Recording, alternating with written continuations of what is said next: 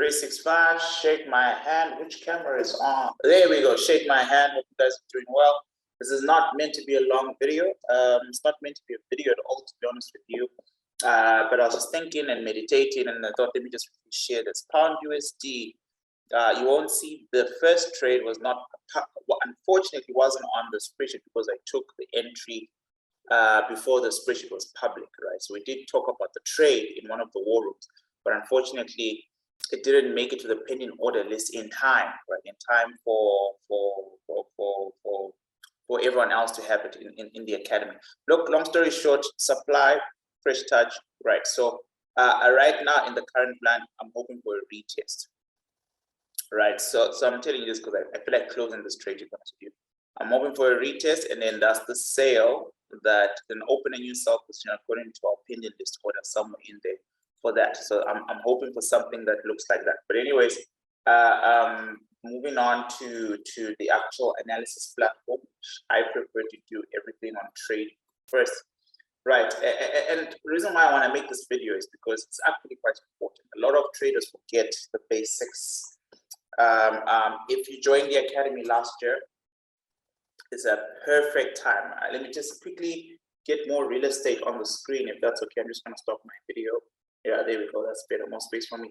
Right, so I would very much prefer that you really redo the entire course. Go through those entire lecture series, the entire video series of module 1, module 2 before you start to drink on module 3 and the trading psychology course. Only because, you know, a lot of the stuff in here is extremely important. You know, market speculation, which is the idea of accurately predicting where price will turn or move or in which direction, is a tricky thing. It's a very tricky thing because you're competing with the best of the best. Right, so let's have a look at this. So let's say you were not pinged here with me earlier on in January, which is fine, right? You will know that in my module 1, I talk about this move. You gotta take that fresh touch first. Why? It's the safest. It's the safest, but it's not the deepest. But let's take a step back. Let's take a step back. You'll remember that, you know, and I'm gonna go to another broker because I don't want to change my notes. Pound USD, you remember, had the same themes as Euro USD, which means we're leaving a supply and then it tagged into a demand. In this instance here, there were many debates in our senior traders war room. You know, is this not a demand? For example, if I do this, right, there are a whole lot of debates, right? 365 candle, you know, volume-ish, not really, like this and that. But anyways, long story short, however you see it really doesn't matter because price did tag a weekly demand. So price was leaving a governing supply, but got stuck in a majorial demand, a weekly demand, and that weekly demand then pushed price back up, which is what we are seeing right now, right? And then somewhere inside here is the sell setup that I'm in right now that I want to come out of temporary, and the sell setup that we're all waiting for in the spreadsheet. So there's anticipation that we're going to get a deeper push into a daily supply and a very, very deeper pullback down. Now, if you look at the structure, right, you will see somewhat of a downward movement. Let's just clear all this stuff out for now. Right, as just a recap of those of you who have done my course, just at least on the basic 3 or 4 lectures of supply and demand order blocks, multiple time frame analysis, but also not forgetting that your areas of value are different. Don't forget that your areas of value are different. Right, so we've got this situation here. You know, if one was looking for clarity, that would be a very clear area of value. If one was looking for clarity, somewhere in here would be clarity. Let's switch to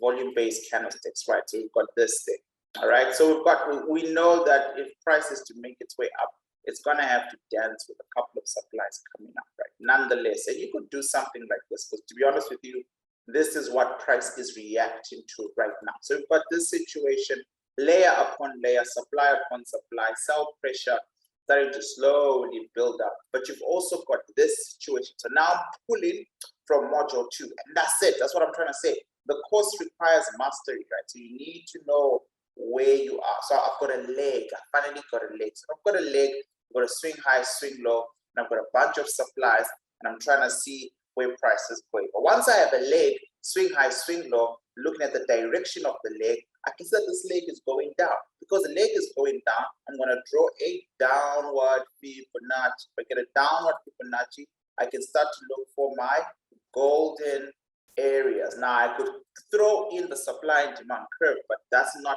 a necessary tool right now, right? So I can see that somewhere in this world of crazy, right, is my golden area, or at least for us in the academy. Some people believe that the distance between 50% to 61% is the golden area.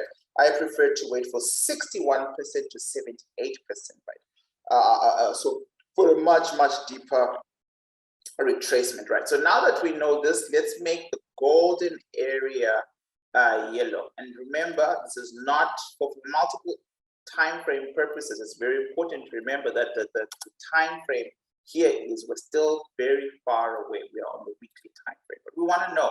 We want to know what we are coming towards. We want to know what type of sell pressure there. Which means if this downside leg needs to take a break, might need to push to the upside. But we must also note that there's nothing wrong with taking a 50% retracement, which is where price is right now, and it looks like it's doing just that. That's number one. So look at that. So I'm compiling all these tools, inside the course in my head to make sure that I'm completely in sync with the reality of what price is presenting to me. Now that I've done all of this, I'm going to clear out this chart because there are a couple of things we need to deal with.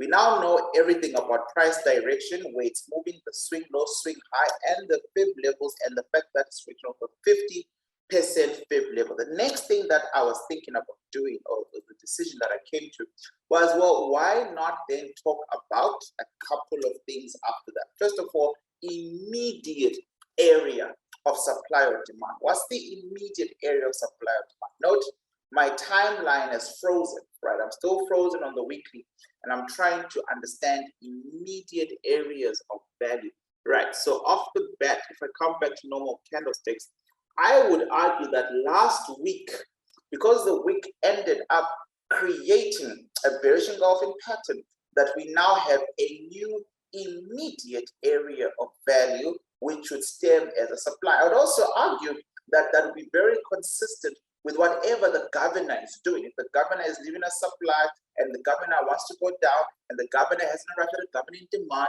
then continuous pressure to the downside is needed. The only way to secure continuous pressure to the downside is to ensure that you keep building supplies. Why? Because order flows, as we all know it, are a very particular thing. So if I can just quickly switch to the magic spreadsheet that every single registered student should have access to. If you didn't see my note on the public Telegram group and wherever it's out there, I still haven't sent out an official email. All right, so we've got up until this, the 18th. Right, so on our COT reports, we can see that there was some serious sell side between December the 14th, December the 21st, up until December or January the 4th. So I just want to quickly write these dates down. I want us to see what happened the day after these dates, right? 14, 21, 28, and 4. And then after that, in January, there was a cooling off. So first of all, the bias remained, but then there was a slow but surely cooling off.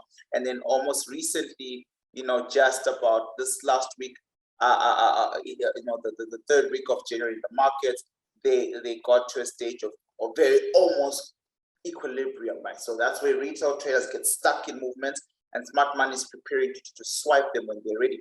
What I find interesting was that while they were selling as hard as they could here, I just wanna make a practical example of all the module 1, module 2s, and how we're going to introduce this module 3, how to use this report data and all that kind of stuff. So now look very carefully. Remember, I said this is my sentiment indicator.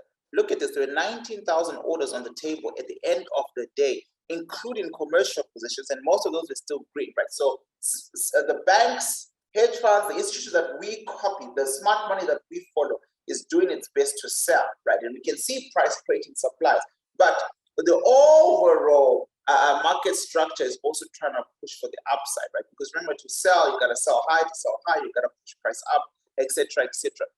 But the last time on January the 4th, the buy orders were up 10,000, and then they dropped to 8,000 by January the 11th. By last week, they were now 2,000, right? Only buy orders. So next week will be an interesting time to tell if we now have a domination of built-up sell orders in general, or if this continuous pattern is going to pick up. But that being said, let's switch back to the charts. I really want this video to be short, guys.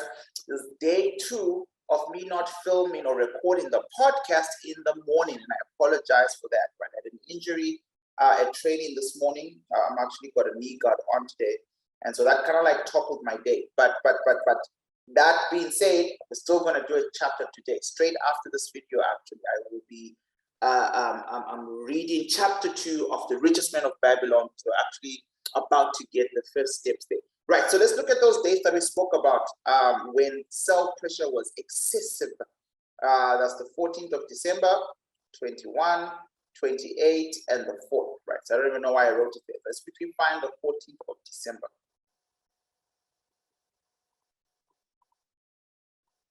Oh, this is in weeks. I apologize. I gotta drop down to daily. I'll come break down the daily. I just want to quickly find these dates, right? 14th of December. Now, because at some point in time, especially if you're not in the academy, right, the COT spreadsheet or the data is not just, you don't just look at how many orders and just assume the price is going to go down next week, and then it doesn't, and you think Forex is a scam. You really need to learn this stuff. So I can't teach it all to you now if you're not part of the academy because of time, but if you are, there will be recorded lectures around. So this is the 14th of December, somewhere here. Look at where price is. Right, 14th of December, and we just want to quickly go back. I really want you to see the logic here. It's wild. So on the 14th of December, according to our COT, that's 21. 14th of December right there. I hope I'm sharing the spreadsheet now. My goal is by the end of the year, my job as someone who runs a trading channel is that we are all talking succinctly in the same language, that really everything that I know, you know, right? That's my goal, right? I want to get, there we go. So we've got longs and shorts, right? And you can see that 26% of those positions are longs, and for the most part, 73% of those positions are shorts. So there are more shorts than longs on the 14th of December. We can also see that the sentiment indicator is just saying, look, at the end of the day, bro, there's almost 19,000, including, when you include, this indicator includes commercial positions and non-commercial. At the end of the day, there's about 19,000 orders that are an overall will push to the upside. So yes, banks and stuff have very little buy orders, but commercials have more buy orders than sell orders. To be exact, 63% of them larger than live positions. It's 162,000 buy orders versus 29,000 buy orders from the banks, or versus 80,000 sell orders from the bank. These buy orders are ridiculously more, right? And naturally, on the 14th of December, even though banks are trying now to reposition themselves for a sell, what really happens in the markets is the order flows create a demand. They create a demand. So now, as a supply and demand trader, you have to remember module 1, lecture 2. Module 1, lecture 2, lecture 3. We immediately create a universal principle. If I have smart money as a universal principle, I only want to buy low, sell high. So just because your CO2 report drops a hint that they're about to sell, because people always assume this stuff happens the next day. These guys have to build their positions. They are building their case from the 14th of December. Where's the 14th of December? Right there. They are slowly but surely. They've been gaining a lot of momentum, increasing their sell orders. But now they've arrived at a bottom, and smart money look at the jump from 16,000 buy orders in the sentiment to 19,000. So there was an increase, a sentiment indicator that overall institutions are going to try and push price up. Banks are like, great, let's start to add now more sell orders, because there's going to come a time where when this pump is done, pumping price up, we can then sell high. But before we can enjoy the profits of selling high, we have to do what's called building the position. You gotta build the position, right? So real quick, let's go back to the charts. This video, because I'm getting excited, is now getting a little bit longer than it needs to be, right? But if you like this kind of stuff, please don't forget to like the video. Don't forget to subscribe it. If you haven't subscribed already, apparently 30% of 365 channel viewers are not yet subscribed. So I really appreciate it if you guys do subscribe. Right, this is the 21st. Remember those big dates that we marked down: 14, 21, 28, 4. And I don't want to keep going back and forth, but 14, 21, 28, 4 are the biggest dates, in the last year's financial quarter in December and first week of January, where the sell orders were a lot for the pound, right? So it's interesting to see that the sell orders are a lot for the pound, but price is actually creating a demand, all right? And I've explained why. That's why my sentiment indicator is, I think, extremely important, right? So that's the 21st.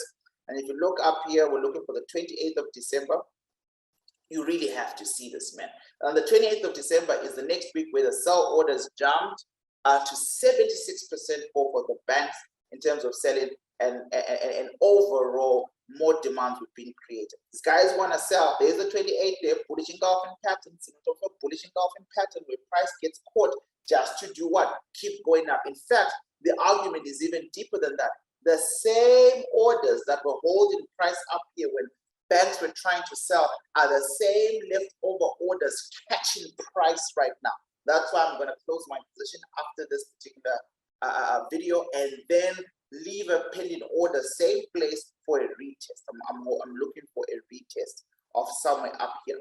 Right, and what's the last date? 4th of January is the last date. So there's the last date. There's somewhere there on the 4th of January. You see this there? A red candle on the 3rd. A red candle on the 3rd. They drop price a little bit, and then on the 4th of January, when there was a final increment, there was also a very big push to the upside, right? So all that's done. Now, man, it's a mess because I've got zones upon zones. Let's go back to the weekly real quick and delete some zones. We want to leave the golden ratio area that we picked out together for the weekly time frame. Right, so is this one? So I'm going to remove this gray area here. I don't need that. And then this zone here is the current, bearish engulfing setup that we spoke about earlier on. I'm going to make it red, right? So we've got less things to worry about. I just want to see what this looks like now on the daily time frame. So now we've got a story and a narrative, right? Smart money push price up even though they're indicating they want to sell. Then all of a sudden, let's make that the 13th of January, which there wasn't really much, but all of a sudden on the 13th or etc., price turn. Price first burnt through a supply. How would price break a supply? Or isn't this obvious now? Now we know that as they were building sell orders, they were also manipulating, pushing prices high as possible for a drop. And this supply is nowhere close to being low enough. In fact, if you look at this supply, it wasn't even with any type of confluence to the stuff we teach and do in the academy. So this was a good supply, to a very, very short-term intraday trader maybe, but for a swing trader, you would have been burnt, right? Because you always want to get a better deal, a higher supply. But anyways, in any case, price eventually turns there, creating the current leg. So we've got this here, right? So this is the previous bearish weekly 61.8%. Man, I'm not doing this live, so I hope I'm coming across clear. Well, let me know in the comments if I'm coming across clear. We've got a previous bearish leg, and by the way, when I teach you something, remember, everything in your brain that is screaming, it's complicated. That part of your brain requires to be tamed. It must be tamed and completely, not shut down. Nothing is hard. Everything is new. If it's new to you, that's fine. But don't tell yourself it's hard to understand. This thing can be new to you for the next 2 years of your life, for the next 1 year of your life, until you master it. Because when you master it, I guarantee you, the time you spent mastering it will be a blessing. It will be an absolute blessing, right? So we understand this. This whole yellow zone is that bearish weekly engulfing pattern. I drew a bearish weekly engulfing, a bearish weekly Fibonacci level, right? It's our golden area of value. If we want to dig deep and investigate why did price turn, yes, because price finally got to an ultimate supply, right? A good supply. If we can change candles so you can see for yourself, right? You see that there, doji candle right there. Look at this peak supply. 365 traders module 2, peak supply, where you get a rally where dumb traders, retail traders run into smart money. They make a short-term base and they drop them. Because of that, price had no choice but to turn, because the sell orders in here are ridiculous, right? They are absolutely, absolutely ridiculous. And that's really what you want to see. You want to see a continuous appreciation of markets, you know, respecting the laws of supply and demand. But nonetheless, I don't want to keep drawing zone upon zone and to confuse us. So now we know there's a bearish weekly golden ratio area, but markets now are creating a new leg. And I'm selling here, and the reason why I want to get out is because obviously I would prefer to take another trade up there than lose all these profits. Our rules in module 1 episode, lecture 2, 3, and 4, where we talk about the importance of understanding areas of value, right? So your areas of value, there's some areas of value that will offer you a fresh touch and a retest, and some areas of value that will not do that. There are some areas of value that will give you a trap. Here are a couple of things to look out for when I'm looking at this daily chart right now, which caused me to make this video. Number one, a rushed mind, a mind that is not yet, hasn't mastered the art of patience, and actually complete articulation of price movement, will rush to make a sell somewhere here. You're going to get burnt.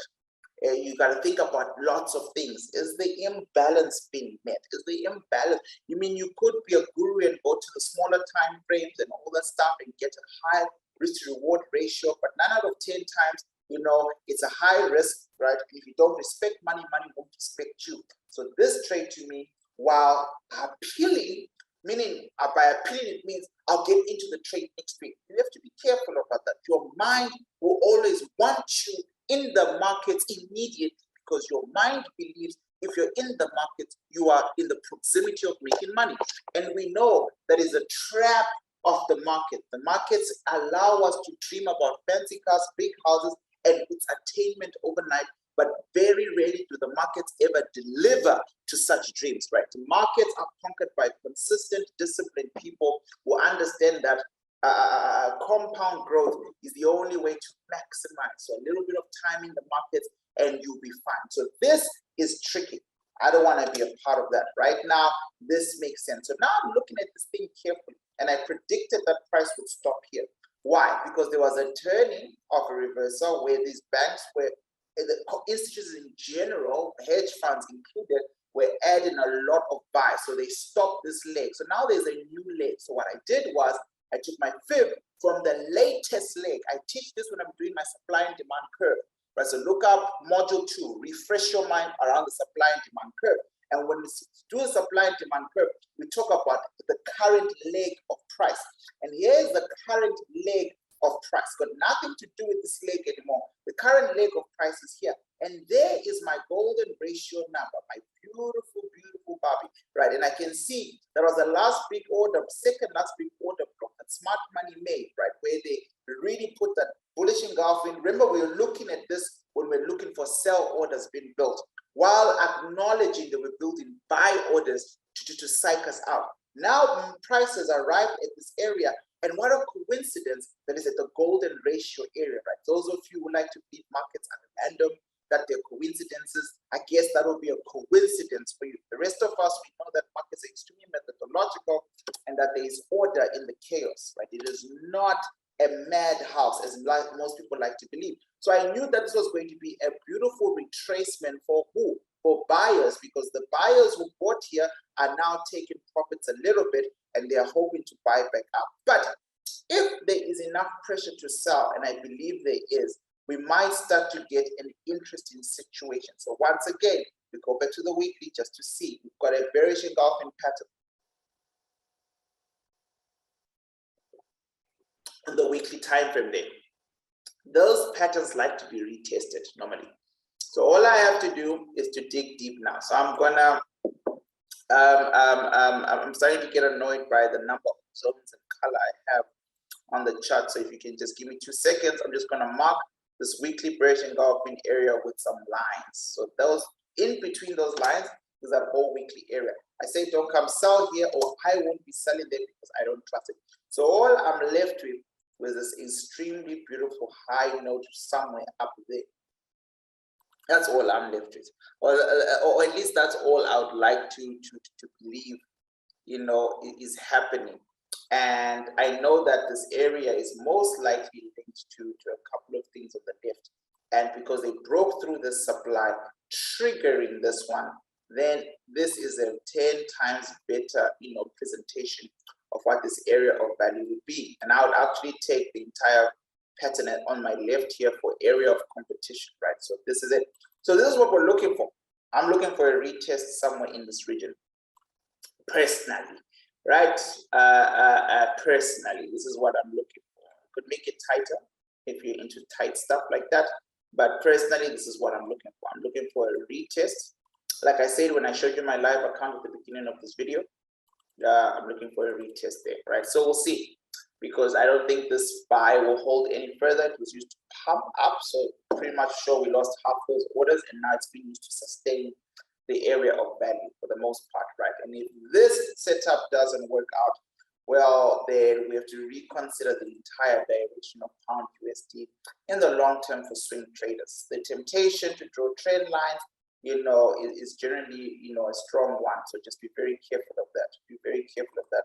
You can't really make a solid decision only based off trend lines. You have to see where the money is, right? We have to see price desperately wanting to maintain some consistency, right? This will be the biggest pullback in a very long time that price has had. And I believe, you know, in the long run, we should see the completion of what Euro USD started, right? So you can see here, out of all the difference there, like I said earlier at the beginning of the video, I know that price is reacting to a weekly demand versus saying price is reacting to a monthly demand. I know there was a big debate about this area. Is a monthly demand or what? I definitely would prefer to view this far much more as a very big weekly demand. And look how deep price dug into it. I mean, that's telling already. Price dug very deeply into it, you know, in the hopes of taking it out, I'm pretty sure, when it returns. Right, guys, I do appreciate your patience. 365, shake my hand. Thank you so much for watching this. Don't forget, if you see it on YouTube, like, share, comment, subscribe. I'll truly appreciate that. And yeah, I'm about to go start our chapter 2 of the podcast. So I'm looking forward to that. Well, shake my hand one more time. And take care. God bless. Peace.